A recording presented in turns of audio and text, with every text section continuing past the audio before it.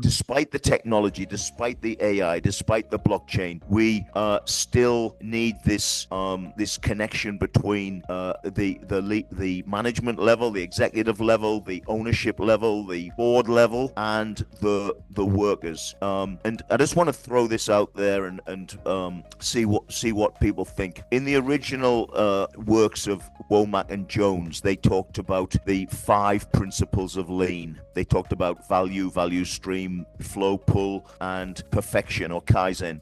And the way that I've personally been teaching it for the last few years is that really we should be emphasizing the 6th principle, and that is involving workers, listening to workers, respecting workers, visiting the Gemba. That is part of continuous improvement, which is the 5th principle. It's part of it.